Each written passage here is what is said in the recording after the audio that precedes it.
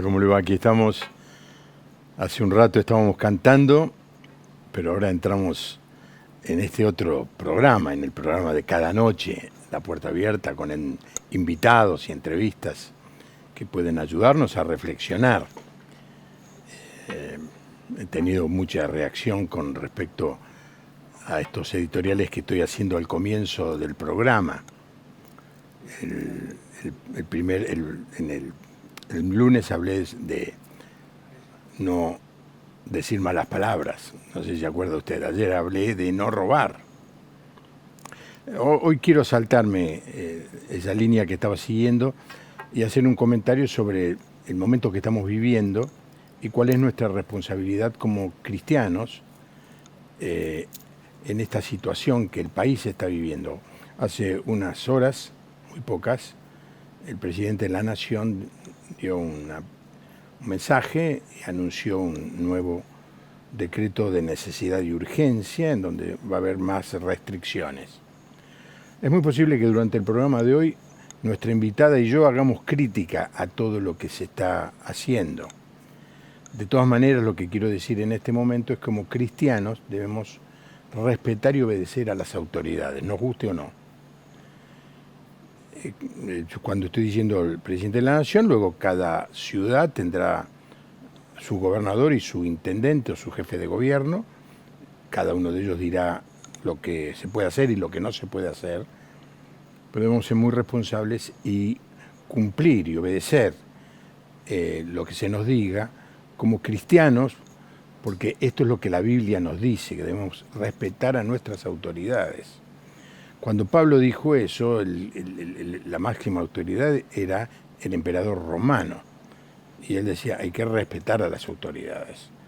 Hay momentos excepcionales donde uno puede tomar la decisión de ir en contra de la autoridad establecida, pero no es el caso de este momento. Y esto no tiene nada que ver con lo que pensemos, con lo que opinemos. Y hoy va a ser una noche muy virulenta, digo yo, contestataria, porque mi invitada en esta noche es Gretel Ledo, y ya le doy la bienvenida. Siempre que hago un programa con ella, digo que pongan de título al programa La Bella y la Bestia. ¿Qué tal, Gretel? ¿Cómo está? Gretel. ¿Cómo está, Juan Pablo? Muchas gracias por la invitación. No, un gusto tenerte. ¿Te invitan mucho los programas de televisión? La verdad que desde el año pasado, que fue un año de emergencia a nivel global y de denuncias de parte mía, creo que fue un viraje sustancial. De lo que fue mi proceso y mi trayectoria en el año 2019 fue una especie de boom. De boom en el 2019, el 2020, con todos los cuidados pertinentes. Al cambiar yo la temática y empezar a contar el relato detrás del relato, fue bastante duro, teniendo en cuenta hoy los compromisos económicos que hay en los medios convencionales. Con lo cual es difícil, serle funcional cuando uno realmente lanza, una especie de carrera hacia la independencia mental, ¿no? Un poco ahí va mi respuesta. Sí, ahora, ¿alguna vez te dijeron, mira, de esto no hables? ¿Te hicieron una censura amigable?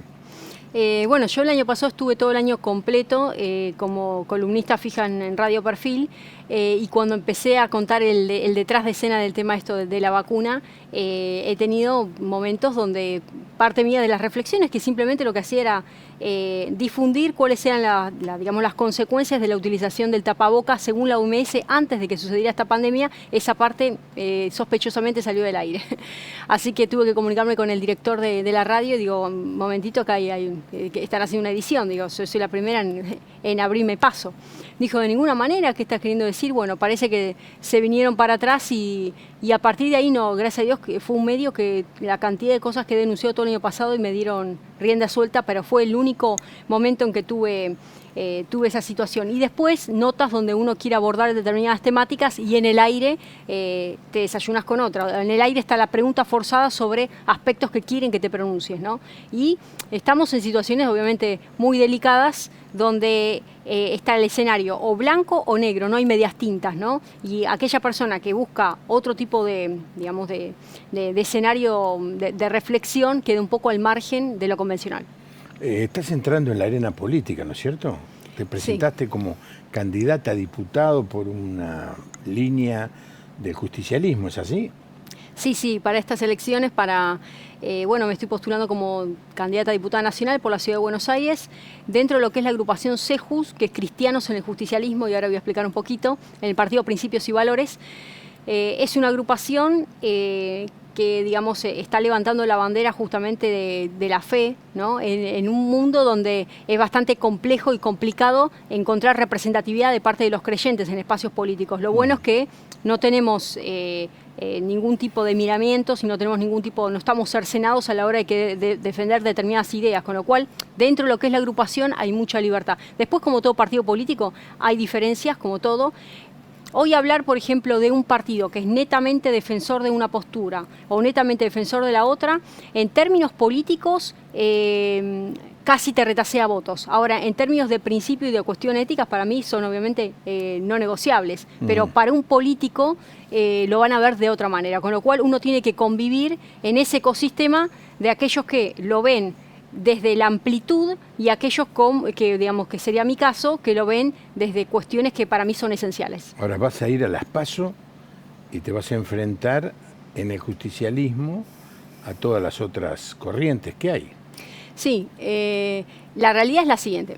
Dentro del Partido Justicialista es muy difícil trabajar con cierta libertad a la hora de querer instalar una lista, ¿no? Pasó un poco en las elecciones donde muchos, no solamente pasó en el justicialismo, sabemos perfectamente otros candidatos que han quedado en el camino, que no han llegado con tiempo suficiente a la constitución del famoso sello, ¿no?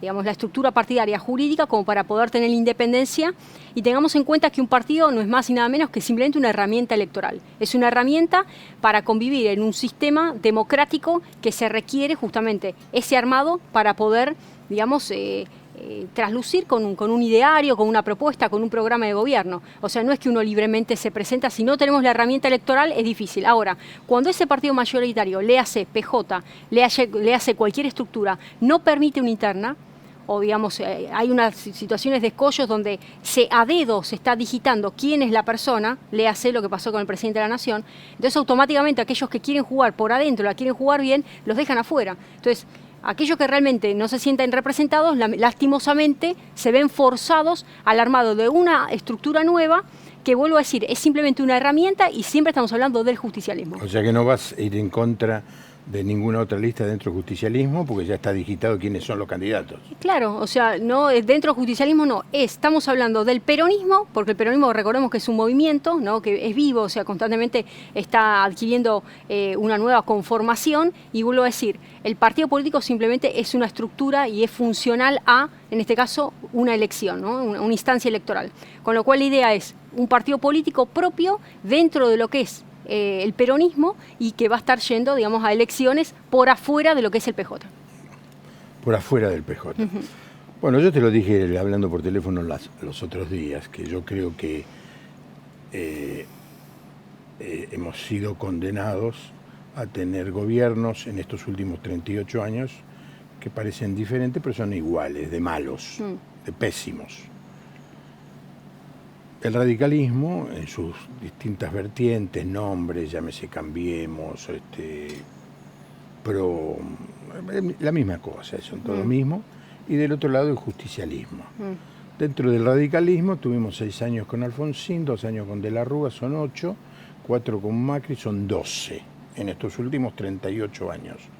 26 años entre Menem, los Kirchner y ahora Fernández. Lo que han conseguido estos dos partidos es mandarnos al descenso absoluto. Cada vez más pobreza, cada vez más inseguridad, cada vez más miseria. Y por eso yo digo que este país no se llama Argentina, se llama Olvidolandia. Pues la gente se olvida y al momento de votar no piensa. Y vuelve a votar a estos que en estos últimos 38 años nos han llevado cada vez a un estado peor. Para colmo, los países que están alrededor nuestro, a los que mirábamos con grado de superioridad, los uruguayos, 3 millones de tipos, los chilenos, los paraguayos, lo que consideramos una provincia menor, hoy son países que están mucho mejor que nosotros. por lo menos lo tiene la inflación que tenemos nosotros. Así que cualquiera cosa que sea votar a estos dos partidos, para mí es más de lo mismo. Es decir, si yo a una persona que siempre me está estafando, le sigo haciendo negocios con esa persona, lo normal es que me siga estafando. O sea, le atribuye a Einstein una frase similar. Si hacemos lo mismo con los mismos recursos y la misma estrategia, vamos a obtener los mismos resultados, algo así. Acá tenemos una esperanza, sí, la esperanza es que no lo votemos a ninguno de estos dos. Eso es lo que yo digo, humildemente. Desde Puerto Madryn te mandan aliento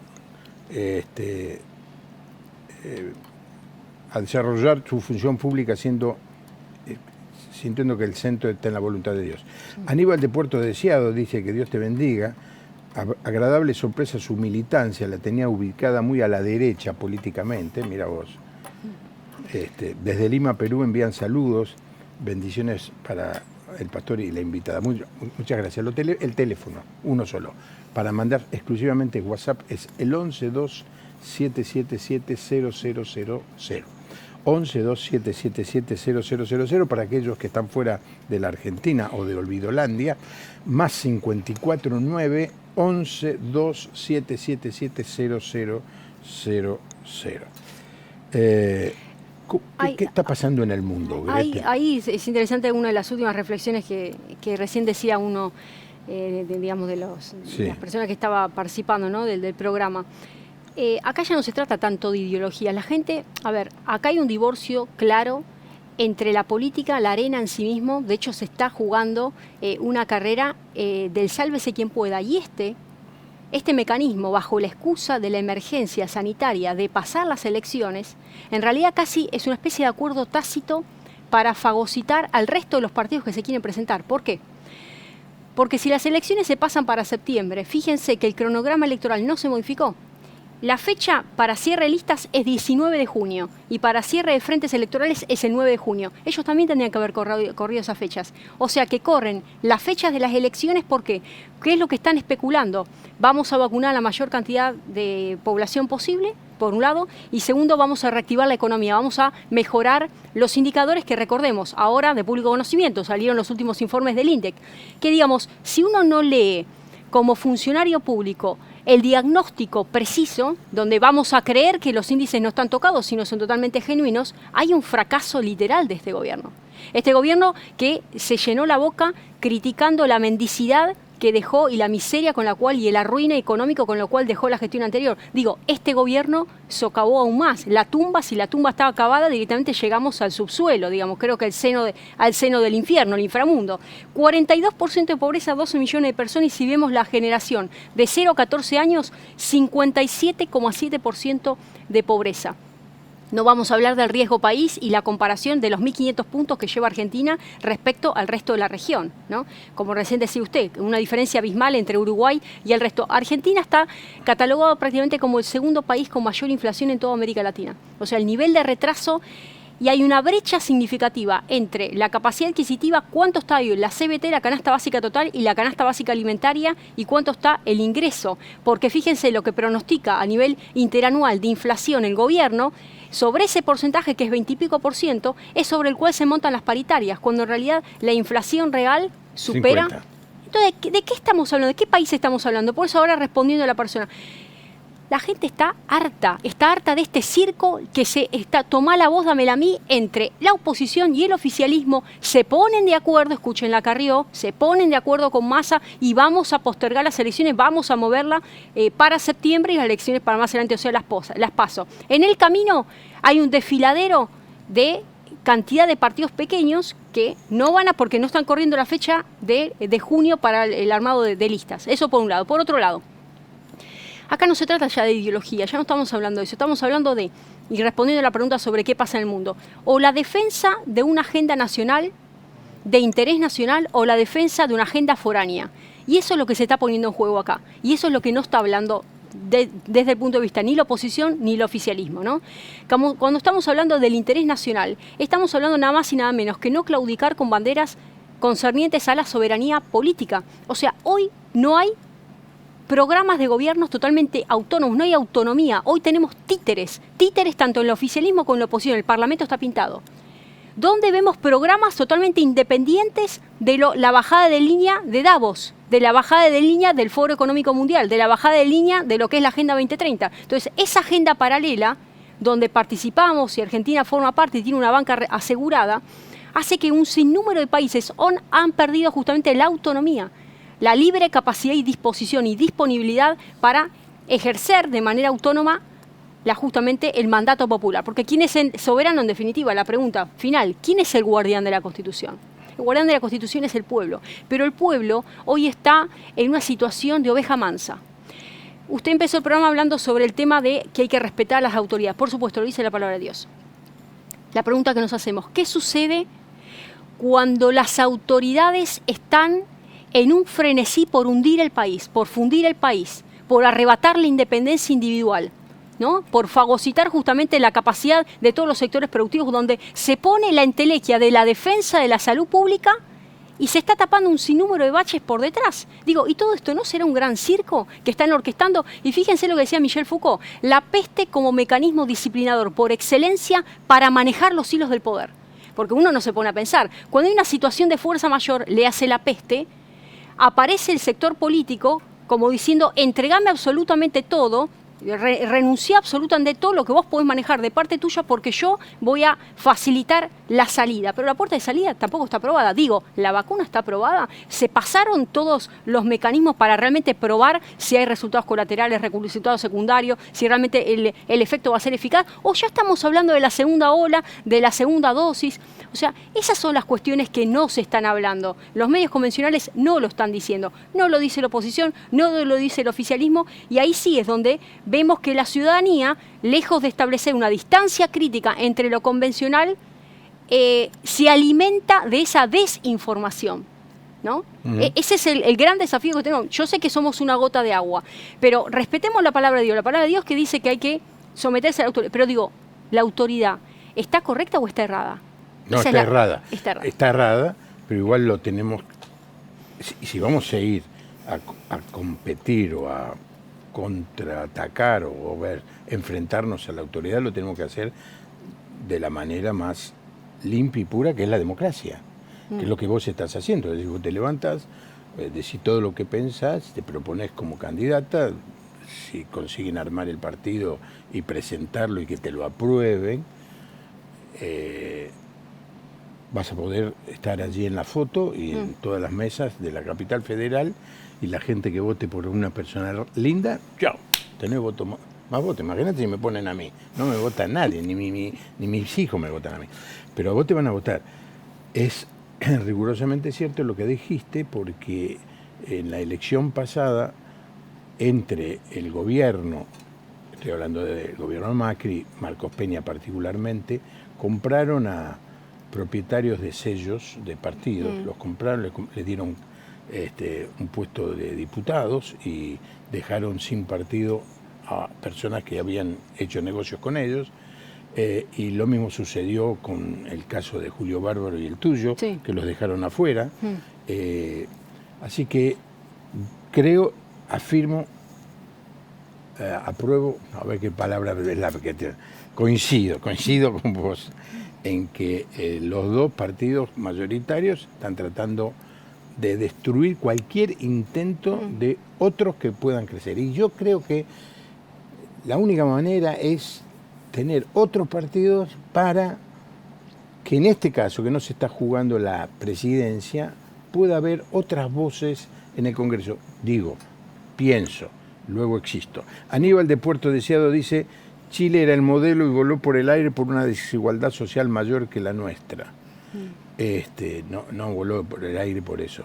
Voló por el aire, le voy a contestar a Aníbal, voló por el aire porque toda una campaña de destrucción o deconstrucción, recuerda esta palabra, deconstrucción, hizo una prueba en Chile y hicieron volar por el aire, o quisieron, a toda una sociedad que veía azorada las cosas que sucedían, entre otras la quema de iglesias.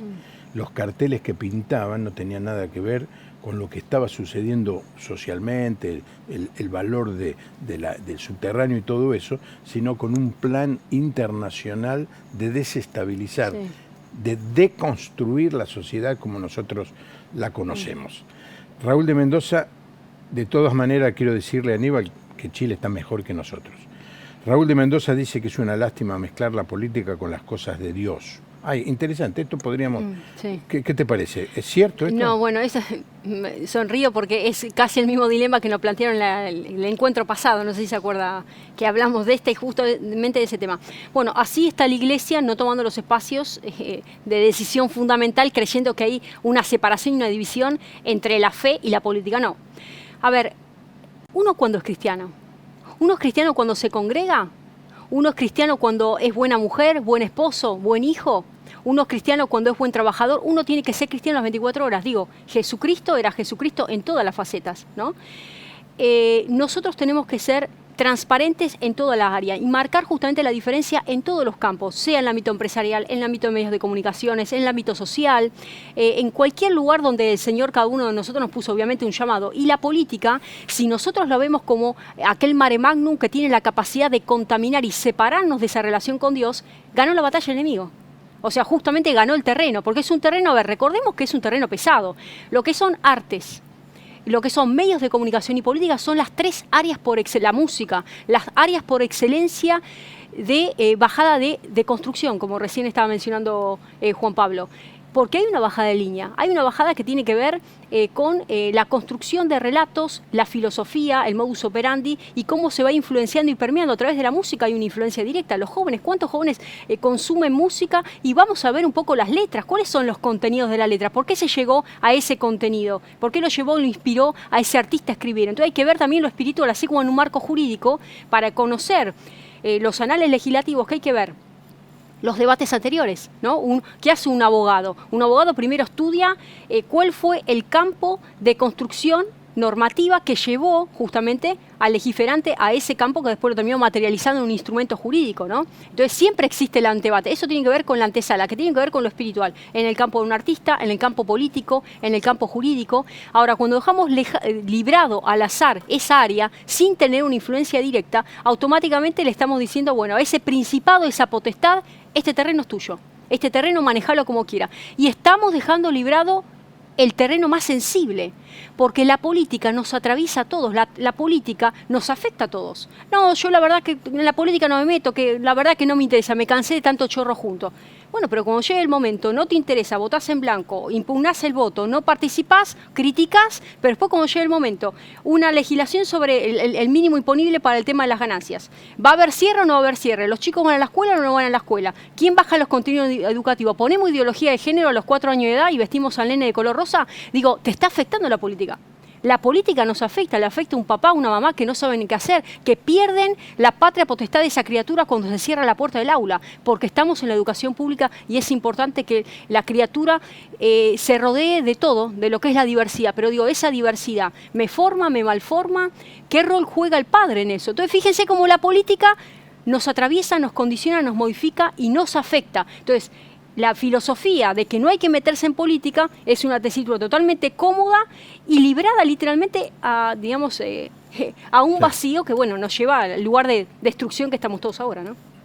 En la Biblia hay casos de personajes bíblicos honrados por Dios que hicieron política. El caso de José, el caso de Daniel. Pero un televidente dice que es muy bueno que Gretel quiera dedicarse a la política, se necesita que gente que tenga inteligencia y amor por el país. Dios te bendiga. O sea que hay gente que ve bien lo que estás haciendo. Con todo respeto, ¿se puede orar por el gobierno y después murmurar contra él? No, murmurar, a ver, ¿qué significa murmurar? Se puede criticar, se puede opinar. La Constitución nos da la libertad de eso. No, pero ahí yo, vamos a decir la oración.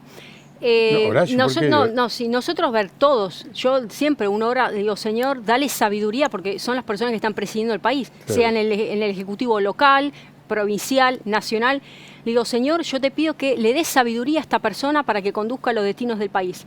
Pero también le pedimos a Dios que haga justicia y que separe la paja del trigo, o sea, aquello que realmente nos está condicionando con ciudadanía, que salga a la luz. Simplemente eso, le pedimos sabiduría, oramos para las personas que están ocupando un cargo, pero que todo se termine de aclarar, porque en definitiva las decisiones que se toman literalmente se están dando a espaldas de la ciudadanía. Bueno, lo que pasó con el tema del aborto, ahora no vamos a entrar en ese lugar profundo, pero digo, hubo 2 debates, tuvieron 2 años álgidos y a lo último era el Parlamento sancionando algo en contra del país entero.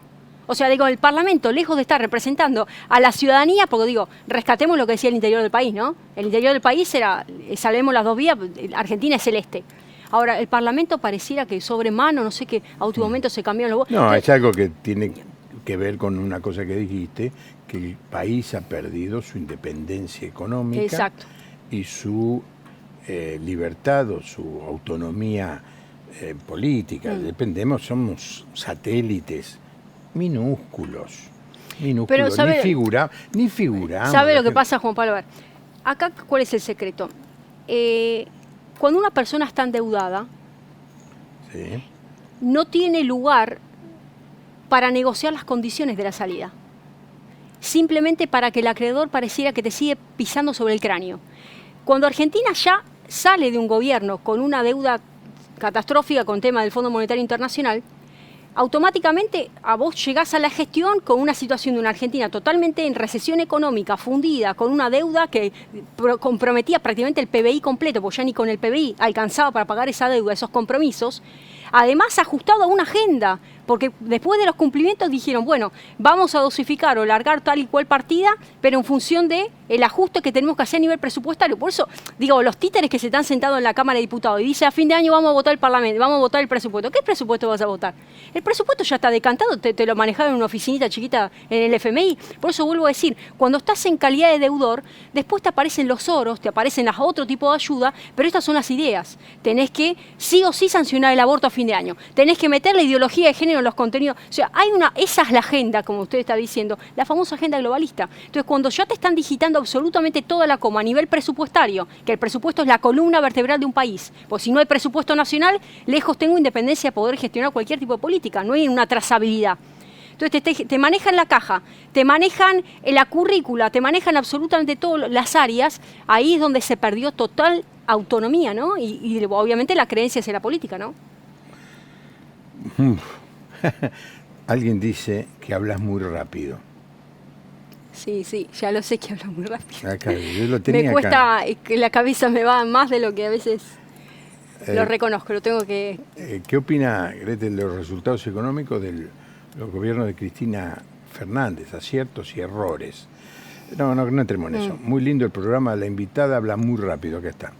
Sigo a Gretel, es una bendición para este tiempo en Argentina, Florencia de San Antonio de Areco. Ay, pero va a ser candidata en la capital solamente. ¿Por qué un país tan rico y hermoso con 2.7 millones de kilómetros cuadrados está prácticamente quebrado? Los argentinos tienen toda la capacidad para ser potencia en Sudamérica. Está claro que hay un interés directo sobre los recursos naturales. Chile no ha volado por los aires y es cierto que en la Argentina hay más igualdad, 40% de argentinos igualmente pobres. Claro. Me llamo María, con todo respeto, hace tiempo que veo su programa y tiene mucha política, que es empleada doméstica, y pregunto de qué se asombra si la palabra de Dios habla de estos tiempos que estamos viviendo. Sí, claro. Eso es muy interesante, lo que está diciendo María, ¿no? Sí. Lo que menciona María, a ver, acá hay 2 cuestiones. Habla despacito. Sí, acá hay 2 cuestiones. Si uno lo ve a la luz de la palabra de Dios, porque nosotros, como dijimos, somos creyentes y personas de fe las 24 horas, los 7 días de la semana. No es que un domingo me congrego, me pongo el traje de cristiano, me pongo el traje de oficinista, el traje de buen marido, ¿no? Hay que entender la realidad de los tiempos actuales a la luz de la palabra de Dios. Es cierto, estamos en los tiempos finales, pero también es cierto que estamos en vísperas de esta gran oportunidad y este avivamiento para el pueblo de Dios. O sea, nosotros somos responsables ahora, antes de que ocurra, digamos, el cumplimiento de la profecía. La habrán leído muchos de justamente la visión que tuvo la revelación Nabucodonosor, donde ya estamos en la nueva Roma, el nuevo estadio, digamos, donde bueno, se va a venir justamente un gobierno mundial. Ese gobierno mundial único está vinculado justamente con Naciones Unidas. Esta es la premonición de las cosas que se vienen dando, pero aún así todavía estamos en principio de dolores, como esperando, ¿no? Todavía no estamos en gran tribulación. Ahora, ¿tenemos que estar resignados? Porque hay mucha gente que me dijo, Gretel, ¿para qué te vas a presentar en política? ¿Para qué hablas de programas de gobierno si se va a cumplir la palabra? Por supuesto, la palabra de Dios se va a cumplir.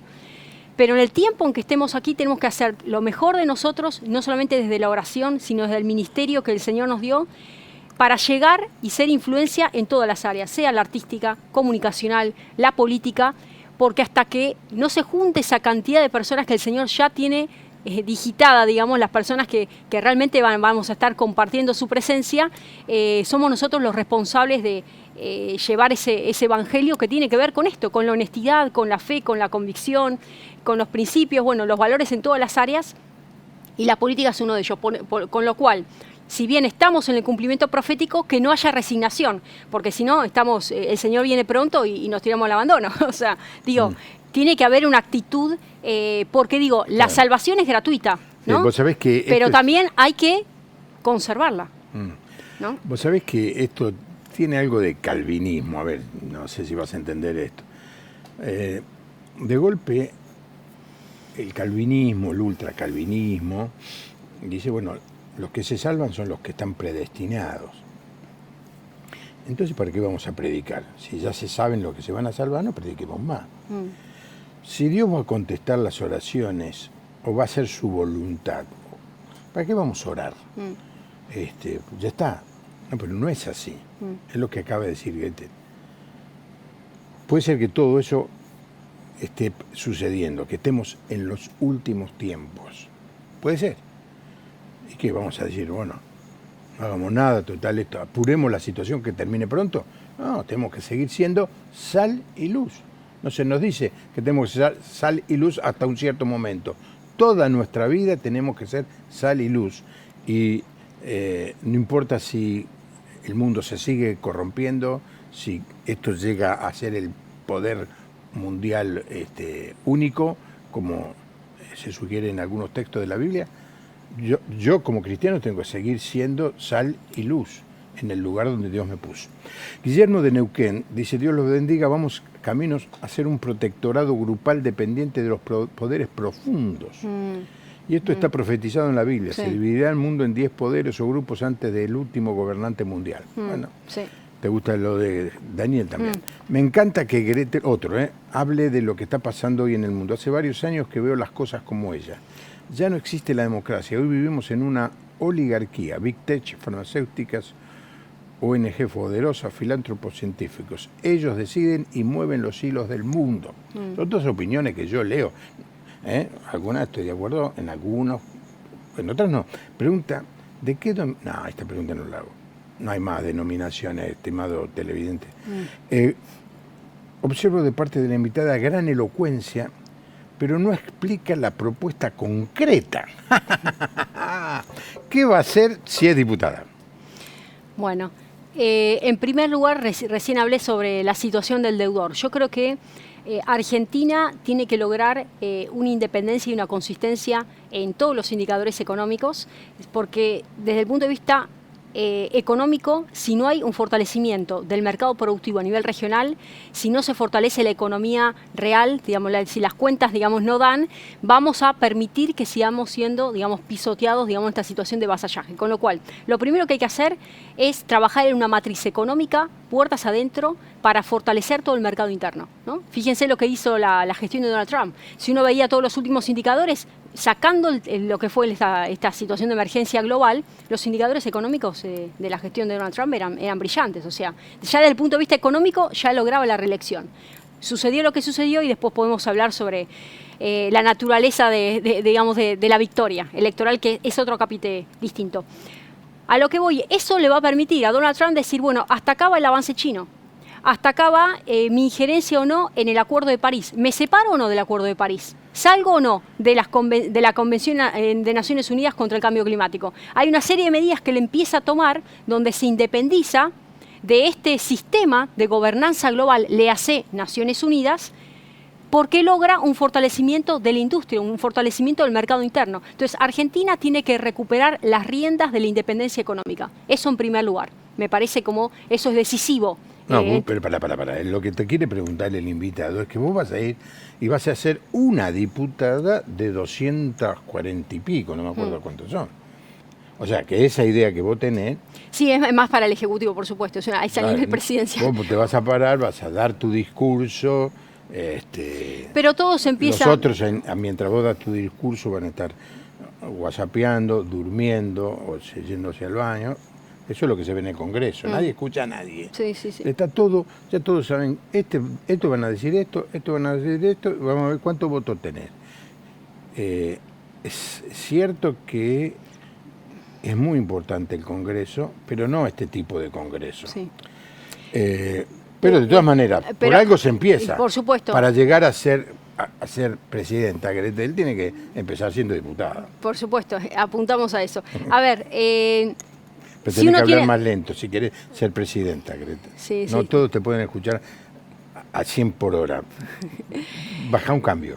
Si uno tiene claro el objetivo de hacia dónde va el rumbo del país, ¿no? A dónde estoy colocando, uno tiene que colocar el destino, la brújula hacia dónde va, ¿no? Uno toma ahí el timón y sabe a rumbo cierto de dónde va. A partir de ahí empieza la construcción desde un sistema normativo, desde proyectos de ley que terminan de darle forma, de materializar ese ideario político. Entonces, primero hay que tener claro el rumbo, el objetivo, hacia dónde tiene que ir Argentina, hacia dónde va el país. Un país soberano en términos políticos, con una agenda que defienda de manera irrestricta el interés nacional, que no pacte por atraer inversiones externas directas y dejar en vejamen todo lo que es recursos naturales, le hace acuerdos con China, que es lo que sigue pasando actualmente con Argentina y con otros tantos países más. A partir de ahí, cuando uno detecta cuál es el rumbo y dónde colocar el horizonte, cuáles son los programas y los proyectos que tengo que hacer para fortalecer ese entramado de desarrollo productivo, para fortalecer una economía regional, cuáles son los instrumentos que tengo que dar, cómo se bajan esos instrumentos con proyectos de ley. ¿Me explico? Porque es importante detectar el rumbo. Ahora, si uno se sienta, ¿cuáles son tus proyectos? No, primero, ¿cuál es el rumbo que le querés dar al país? Una vez que tiene identificado, y eso es lo que pasa hoy en el país, hay una canción que se llama Sin Rumbo. Acá estamos sin rumbo, no ahora, desde que asumió la gestión. Primero con que no se quería mostrar, que no es necesario un programa. Bueno, ahora ya está. Ya estamos embarcados en una situación donde el único rumbo es hacer flote en la pandemia. ¿No? Situación de plancha. Situación de plancha. El rumbo está clarísimo, es Venezuela. Sí, el rumbo es la desidia. No, es Venezuela. Sí, totalmente. Es Venezuela. Sí. Es decir, cuanto más pobres haya, más fácil van a tener el control del poder. Exactamente. Esto está clarísimo. Los pobres están en... Pobres debería ser, ¿no? Están en todas las áreas de poder y economía, medios, despertemos, por favor. Los progres. Está muy bien lo que está diciendo. Progre. Hoy la batalla que se está librando es contra el progresismo cultural. Y justamente una de mis iniciativas justamente está tendiente a ideologizar. Exactamente, o sea, sacar un lado de la ideología. Hoy la ideología ha teñido todos los frentes. Fíjense, uno de los últimos decretos, al inicio del año pasado, el Ejecutivo sacó un decreto con una obligatoriedad de un cupo mínimo porcentual en todos los sectores públicos para transexuales, intersexuales, homosexuales. Digo, como si fueran, ¿qué porcentaje de la población hay como para generar un cupo? Digo, ¿por qué no creamos un decreto que el cupo sea la idoneidad? Que el cupo sea la expertise. Que tengas que dar un examen, que tengas que realmente ganarte un lugar por una cuestión de condiciones de capacidad y no por tu ideología o tu tendencia sexual o cómo te sentís o ¿me explico? Es injusto porque debería haber, por ejemplo, un cupo para las personas con discapacidad, que está y nadie lo cumple. Debería haber un cupo por las personas extranjeras, por ejemplo. Debería haber un cupo por los hinchas de River, por ejemplo. Sí. Es ridículo eso. Exactamente. Pero cuando empezaron a hablar de la meritocracia, es decir, no, es contrario a nuestro pensamiento, el mérito. Exactamente. Entonces cerremos el deporte, porque el deporte es hacer mérito y tratar de ganar. Digo, pero a ver, uno como padre, digamos, ¿qué valores le transmite a los niños? Cuando ya no existe el abanderado, Porque para la bandera no te votas tus compañeritos del aula. Sí. No, mirá, por promedio. Yo quiero contar una experiencia personal, soy autorreferencial, pero qué mejor que como un testimonio esto, ¿no? Vos banderada todo el año. Desde que nací abanderada, muy bien. Primaria, no, pero terminé, es la verdad, es la verdad. Primaria, no recuerdo si era, creo que fue el último año, por calificaciones. No va que hacen una votación y votaron el abanderado al mejor compañerito, el mejor amigo del grupo, que era el piola, el que las tareas, ¿viste? El piola del grupo. Y que por promedio había superado a todos, iba para abanderada, quedé como segunda por una cuestión de elección. La maestra del grado, por vergüenza ajena, ella misma dijo, esto no corresponde, se le da a último momento a Gretel, se le da la bandera y al otro que por mejor compañero. Digo, porque digamos, ¿qué tipo de valor le estamos inculcando a las nuevas generaciones cuando no vale la pena estudiar, cuando no vale la pena terminar una universidad, hacer una maestría, un doctorado, porque me recibo y no encuentro inserción laboral? Entonces ahí es donde hay una deficiencia y un abismo entre el sector académico, el sector productivo y una planificación del sector público que diga, esta región, ¿qué es lo que necesita?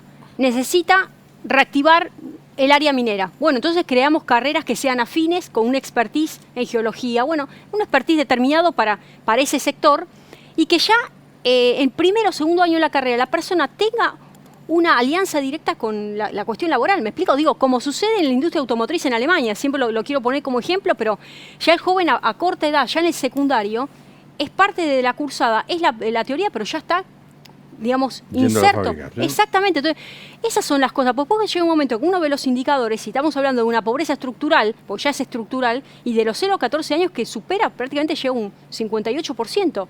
Entonces, ya estamos hablando de un nivel de retroceso y bueno, de pase de factura a nivel generacional. Eso es preocupante para la Argentina, ya no diría la que se viene, en la que estamos, ¿no? Bueno, tengo un montón de mensajes, algunos buenos, buenas noches, excelente programa y temática. Nos informa como hijos de Dios desde Tostado, Santa Fe, la familia Lascano. Lucas de Rosario dice que Gretel le hace acordar mucho a Nehemías o Esther, personajes que obedeciendo el llamado arriesgaron su vida. Saludos desde Rosario.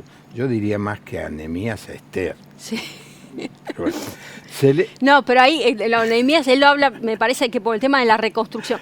La reconstrucción de los muros, en la Biblia lo vemos literal, pero ahora hablamos de otro tipo de muros, que son muros morales, son muros éticos. Digamos, ¿cómo mantengo amurallada a mi familia, donde uno la cría en valores, en principios, y el sistema público se encarga de teñirlos y de deconstruir esos valores? Entonces vienen los chicos de la escuela y tenés que sentarlos cuántas horas. Digo, fíjense, en vez de estar el sistema público acompañando, el sistema público hace un desmanejo, un paso indietro. Lo que estamos hablando es duro, ¿no? Es muy duro. Celebro que el cristiano se involucre en política y pueda hacer justicia en los diferentes temas que tienen que ver con la realidad. La Biblia conocían de las leyes de los hombres y de Dios. Esdras y Nehemías. Mencionan Nehemías. Adelante, Gretel. Entonces, me gustaría que pase el email de Gretel, María de Villa Constitución. Están allí, ponelas otra vez, o las están poniendo todo el tiempo, las redes sociales. Esto es Instagram, Ledo Gretel. Mira, vos, ¿cuántos debe tener más seguidora que yo? Ni hablar, ¿no? Pero bueno, son más lindas. Twitter, @Gretel Ledo, ahí está. Y Facebook, Ledo Gretel. Así que no hace falta dar el email, usted tiene toda la información allí. Guillermo de Neuquén, las políticas internacionales están direccionadas a disminuir los habitantes, la cantidad de habitantes. Sí.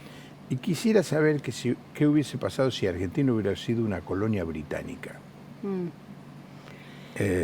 La verdad que los ingleses tienen un pasado y un presente, más con lo que está pasando con Islas Malvinas, totalmente imperialista, ¿no? Creo que la noción de colonialismo, hoy hablamos de un neocolonialismo, no solamente cultural, sino a nivel territorial, de filosofía y bueno, y una ideología que está permeando en todos los nichos. Y ahí es donde para los británicos no hay bandera. Yo creo que es poco feliz haber pensado en una extensión de los británicos cuando yo creo que es la cuna justamente de este globalismo. Hoy por hoy, si vemos quiénes son las familias y las castas que están digitando absolutamente por todo, gran parte de la responsabilidad emana justamente de la cultura británica, ¿no? Bueno, pero tienen a los Beatles. Cuando los justos dominan, el pueblo se alegra. Mas cuando domina el impío, el pueblo gime. Bueno, ahí voy a agregar Oseas 4:6, mi pueblo perece por falta de conocimiento. Y este conocimiento está vinculado no a un conocimiento técnico humano, de las leyes humanas, porque uno puede ser un erudito en las leyes humanas. Acá se tiene que ver con otro tipo de conocimiento, que es la sabiduría espiritual. Y ahí está vinculado al discernimiento, ¿no? El discernir tiene que ver con la disquisición, con la separación, con encontrar esa distancia crítica que nos separa de la información y no nos torna a nosotros en objeto de información, sino en sujetos activos. Y es lo que hoy está pasando. Hay una pasividad y un compra inmediato y nos hemos tornado no en generadores de información, sino en consumidores. La pregunta es, ¿qué consumimos? Consumimos carritos de basura, ¿no? Estos carritos de basura están vinculados a todo este sistema de mala información, ¿no?, que circula. La palabra de Dios trata cada situación que acontece o puede suceder en algún periodo determinado en el transcurrir del tiempo con la aplicación espiritual correcta. Quien nos dice esto y dio ese texto que voy a decir, la cita bíblica, Proverbios 29:2, es de Junín de los Andes, Neuquén, te están saludando.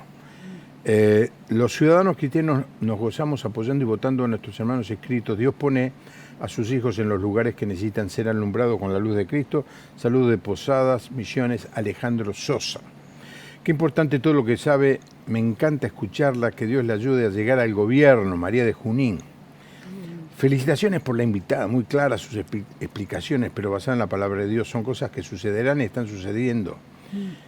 En obediencia y oración, que el Espíritu Santo nos guíe en el lugar donde debamos estar. Es muy difícil funcionar en el camino político, ya que es obvio la degradación moral y ética de nuestros gobernantes, pero como cristianos debemos unánimes orar por ellos y coincido con Greta en el comprometernos a la participación. Soy Alejandra de General Madariaga. Che, ¿qué? Salís presidenta, 2 programas más que venís acá y yo soy presidenta. Yo ya sé que cada vez que vengo con Bogarrá sucede eso. La vez pasada me escribían de Tierra al Fuego, ¿se acuerda? Sí. Impresionante. Sí. La verdad que es lindo, pero no hay que circunscribirse con una candidatura a nivel ciudad. En eso la verdad que coincido.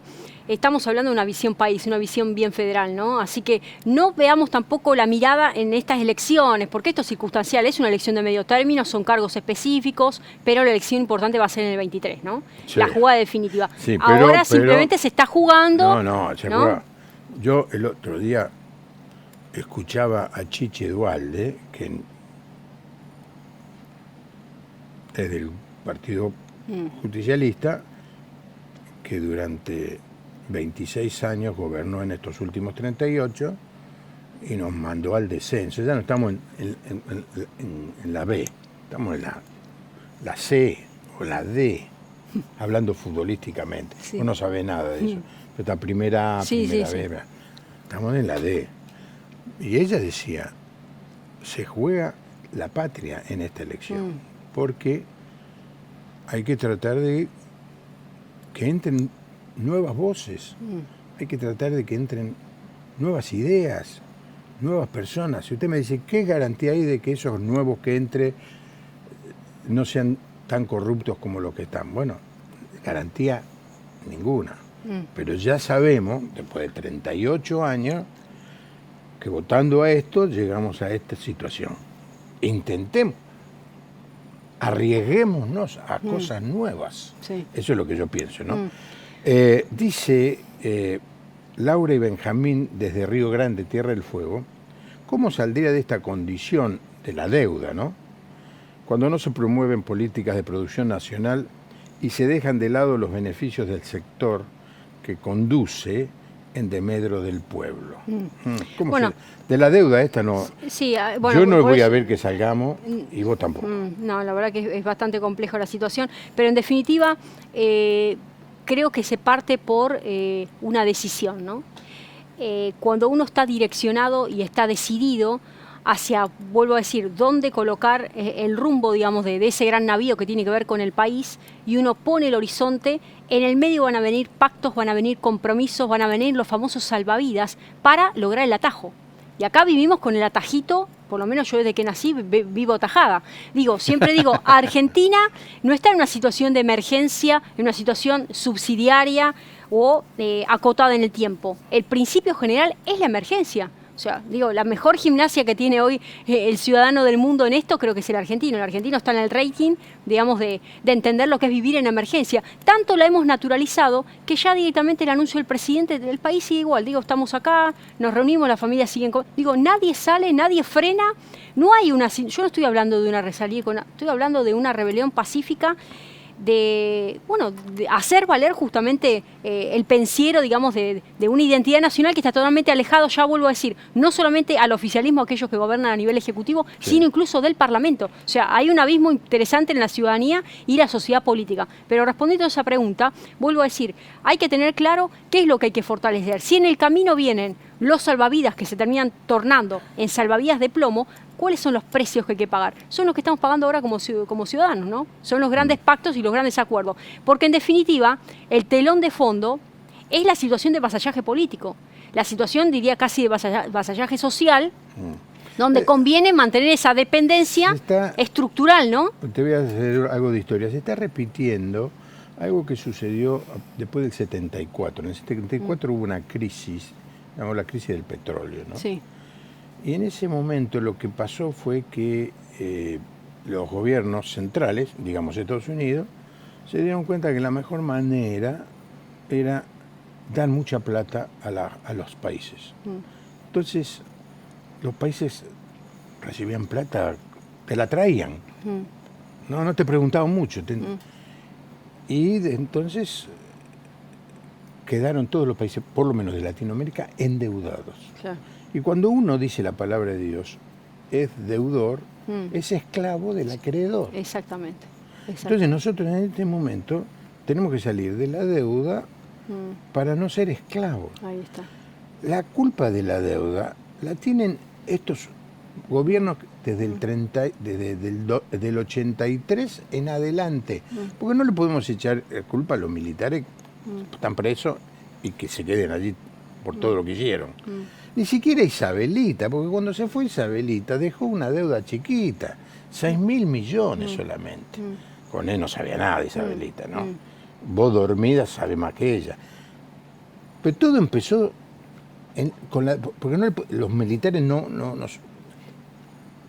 pudieron, no los tenemos que poner en la cuenta, aunque fue un desastre total, y económicamente también, no podemos poner en la cuenta porque no los elegimos, pero sí podemos poner en la cuenta a la gente que elegimos. Sí. Y estos son los que nos han mandado a la D o a la E. Hay categoría E a los chiquititos, F entonces. Estamos en el descenso total. Lo felicito porque se levanta y hace cosas, hace algo por su país, por más pequeño que sea. Peor, mire lo que dice. Todo empieza diciendo, increíble la invitada. La felicito porque se levanta y hace algo por su país, por más pequeño que sea. Peor son los que se sientan y miran sin hacer nada. Sí. Es así. Si le enseñaran a pensar a la sociedad, no queda ningún miembro del gobierno actual. Muy inteligente esta reflexión. Sí. Los políticos argentinos no sienten nada al ver la decadencia de su país. Hace años que no crece el PBI, pero sí la deuda hasta el 90% del producto. Están todos estoqueados en dólares. La actual vicepresidenta, cuando tuvo peso, lo cambió a dólar. Están todos estoqueados en dólares. Todos tienen muchos dólares guardados. O sea que si le va bien, le va mal, están hechos. Sí. Ya están hechos todos. Sí. Moyano, ¿vos creés que tiene problemas de deuda? Si quisiera se compra una isla en el Caribe o en Grecia.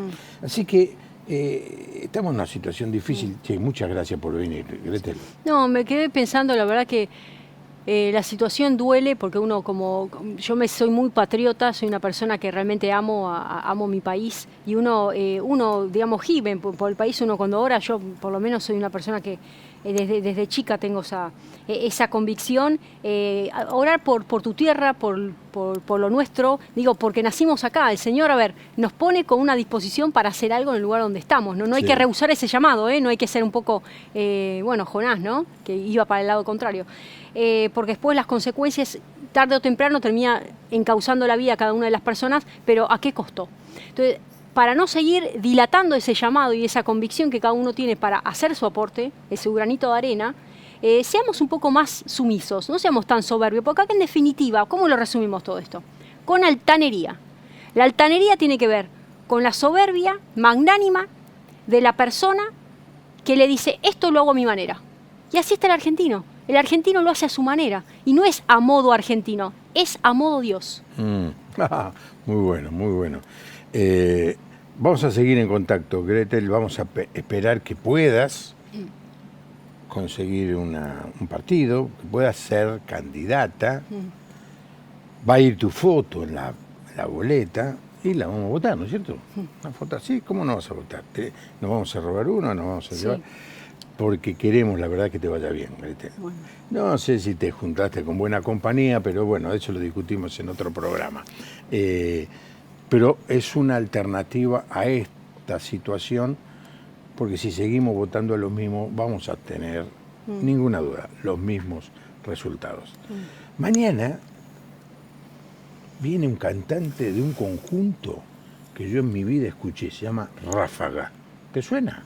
Ráfaga. ¿A vos te suena? ¿Qué es? ¿Tipo Frank Sinatra, sí? No. Pero mañana tenemos un invitado que va a contar su testimonio, y viene de ese grupo. Voy a tratar de escuchar por lo menos una canción, que no me pase con ese chico que vino de otro grupo famoso y yo no sabía ni qué cantaba. Bueno, me tengo que preparar un poquito más, yo sé. Gracias, Gret. Bueno, gracias. Saludo a tu familia. Gracias. Que tenga una buena noche y que Dios les bendiga. Hasta mañana.